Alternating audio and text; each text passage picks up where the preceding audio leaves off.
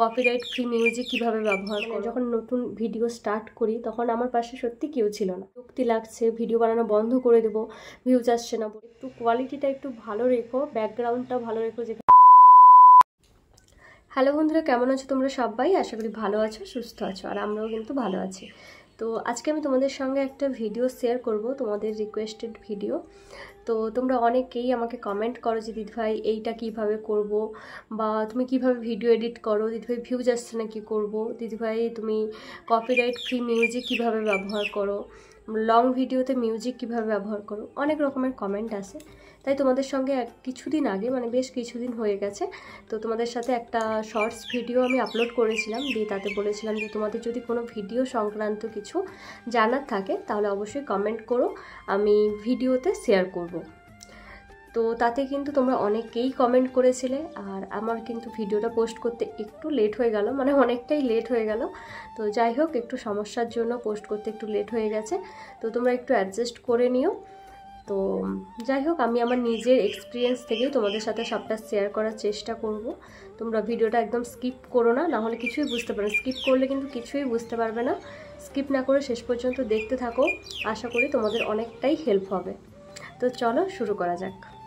ফার্স্টে তোমাদের সাথে শেয়ার করি কোন ভিডিওতে আমি বলেছিলাম। এই যে দেখো, এই ভিডিওতে আমি বলেছিলাম যে ভিডিও সংক্রান্ত কিছু জানার থাকলে তোমরা এই ভিডিওতে কমেন্ট করো। তো তাতে কিন্তু প্রায় 27 জন কমেন্ট করেছে। আজকে সবার কমেন্টে রিপ্লাই করব। তো যারা কমেন্ট করেছিলে তারাও ভিডিওটা দেখো, আর যারা নতুন আছো তোমরাও ভিডিওটা দেখো, আশা করি তোমাদেরও অনেকটাই হেল্প হবে।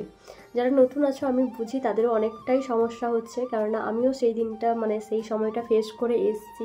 যখন নতুন ছিলাম না, তখন মানে যখন নতুন ভিডিও স্টার্ট করি তখন আমার পাশে সত্যি কেউ ছিল না, মানে সবটাই নিজেকে একা হাতে করতে হয়েছে। হাজব্যান্ড তো এত কিছু জানে না ভিডিও সংক্রান্ত, সবটা কিন্তু নিজেকেই করতে হয়েছে। তো সেই টাইমে অনেকটাই পরিমাণে মানে লাগে, মানে কি করব না কোনো কিছুই বুঝতে পারি না। তো যাই হোক, সেটা আমি কাটিয়েছি, আমিও বুঝতে পারি। তো তোমরা হয়তো অনেকেই কাটাচ্ছ সেই টাইমটা। তো এটাই বলবো, তোমরা ভিডিওটা পুরোটা দেখো, আশা করি তোমাদের অনেকটাই হেল্প হবে। দেখো, ফার্স্টে আমি তোমাদেরকে বলি যে যারা ভিডিও বানাচ্ছ, ভিউজ আসছে না, প্রচুর পরিমাণে বিরক্তি লাগছে, ভিডিও বানানো বন্ধ করে দেবো ভিউজ আসছে না বলে, তো এরকমটা একদম করবে না।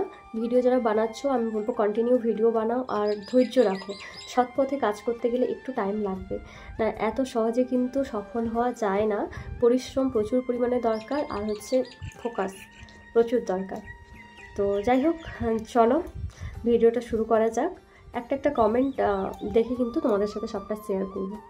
দেখো, একজন কমেন্ট করেছে এফসা বলে, শর্ট ভিডিও কোন অ্যাপে করো আর সেটা স্টোর করে রাখো কীভাবে। ফার্স্টে বলি, শর্টস ভিডিও কিন্তু আমি ইনস্টাগ্রাম থেকেই বানাই। তো ইনস্টাগ্রাম থেকে বানাই, ওখান থেকে বানিয়ে কিন্তু আমি সেভ করে রাখি। ওখানে দেখবে ইনস্টাগ্রামের ওপরের দিকে একটা অ্যারো চিহ্ন থাকে, সেভ অপশান বলে, তো ওইটার দিকে কিন্তু সেভ করা যায়। সেখান থেকে ফেসবুকেও আপলোড করা যায়, ইউটিউবেও আপলোড করা যায়। আর তুমি যদি শর্টস ভিডিও বানাতে চাও ইউটিউব থেকেও বানানো যায়, ইউটিউবেও মিউজিক আছে, তো ওখান থেকেও তুমি বানাতে পারো। কিন্তু আমি কিন্তু ইনস্টাগ্রাম থেকেই বানাই, আর মাঝে মাঝে ফেসবুক থেকে। তারপরে চিন্তু মুখার্জি, আমার ব্যাক ক্যামেরা খারাপ, কিভাবে ভিডিও শ্যুট করব।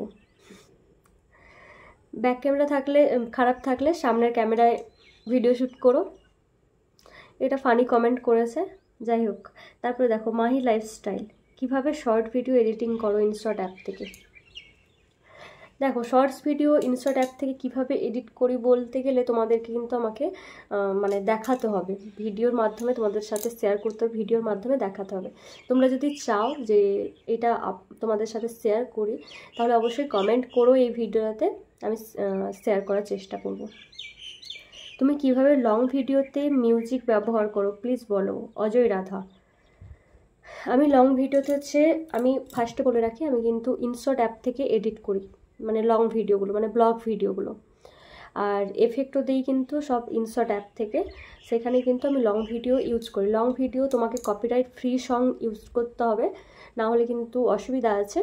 তোমাকে কপিরাইট ক্লেম চলে আসবে, না হলে কপিরাইট ফ্রি সং সেগুলো তোমরা ইউটিউব থেকেই পেয়ে যাবে। আমার কাছে একটা ভিডমেট বলে একটা অ্যাপ আছে, তো ওই অ্যাপটা ইনস্টল করবে ক্রোম থেকে, দিয়ে ওখানে কিন্তু কপিরাইট ফ্রি মিউজিক বলে কিন্তু তোমরা পেয়ে যাবে। মানে আমি এইভাবেই সার্চ করে করি। তো তারপরে ইনসার্ট অ্যাপে গিয়ে মিউজিক একটা অপশান আছে, তো মিউজিক অপশান থেকে করলে সিলেক্ট করলেই কিন্তু মিউজিক হয়ে যাবে।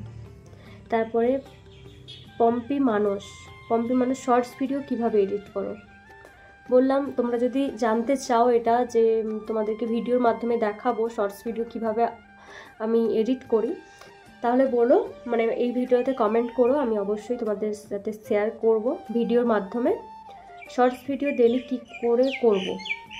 দেখো শর্টস ভিডিও তো ডেলি করা সম্ভব নয়, একটা দিনে তোমাকে ইউটিউবে যখন নতুন শুরু করবে 3-4টে ভিডিও পোস্ট করো, আর একটা টাইম মেনটেন করো যে টাইমে আমি আজকে পোস্ট করছি কালকেও সেই টাইমেই পোস্ট করব। কেন তোমার ভিউয়ার্সরা আজকে যেই টাইমে তোমার ভিডিওটা দেখছে কালকেও কিন্তু সেই টাইমেই ভিডিওটা দেখবে। যদি তুমি কন্টিনিউ থাকো তোমার ভিউয়ার্সদের কাছে কিন্তু কন্টিনিউ ভিডিওগুলো যাবে, আর তোমার ভিউজও আসবে সেখান থেকেই। তাই বলবো কন্টিনিউ ভিডিও করো, আর শর্টস ভিডিওগুলো তোমরা একদিনে একটু বেশি করে বানিয়ে রাখলে, দিয়ে আজকে 3টে পোস্ট করলে কালকে 3টে পোস্ট করলে এরকম করে বানাবে, দিয়ে পোস্ট করবে। তারপরে বলি ভিডিও এডিটিং অ্যাপ দিয়া দাস।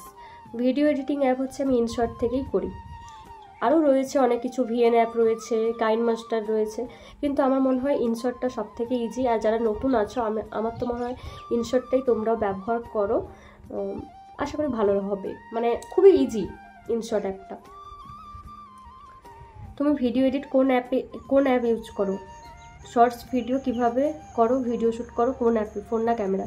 দেখো ফার্স্টে বলি আমি কিন্তু ফোনেই ভিডিও শ্যুট করি, আর হচ্ছে আমার তো খুবই সিম্পল ভিডিও। তোমরা যারা দেখো ডেলি আমার ভিডিও তোমরা তো জানোই আমি খুবই সিম্পলভাবেই ভিডিও বানাই, আর আমি ফোনই ব্যবহার করি।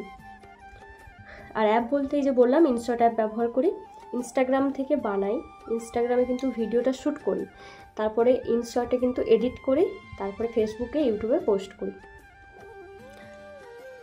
শর্টস ভিডিও এডিটিং কিভাবে করো, ভিডিও দাও। আচ্ছা ঠিক আছে, তোমরা যদি কমেন্ট করো যে শর্টস ভিডিও কিভাবে এডিট করি আমি সেটা জানতে চাও, যদি কমেন্ট করো আমি অবশ্যই নেক্সট ভিডিওতে নিয়ে আসবো। ভিডিও কিভাবে এডিট করো সেটা নিয়ে একটা ভিডিও করো। আচ্ছা ঠিক আছে, Deji Khatun my life Papiya blog, video কিভাবে এডিট করো। দেখছি বেশিরভাগই এই কমেন্ট করেছে যে ভিডিও কিভাবে আমি এডিট করি সেটাই বেশি জানতে চাইছে। যাই হোক, এই ভিডিওতে আমি যদি বেশি কমেন্ট পাই যে ভিডিও কিভাবে এডিট করি তোমরা দেখতে চাইছো, তাহলে অবশ্যই কমেন্ট করো, আমি অবশ্যই ভিডিও দেব।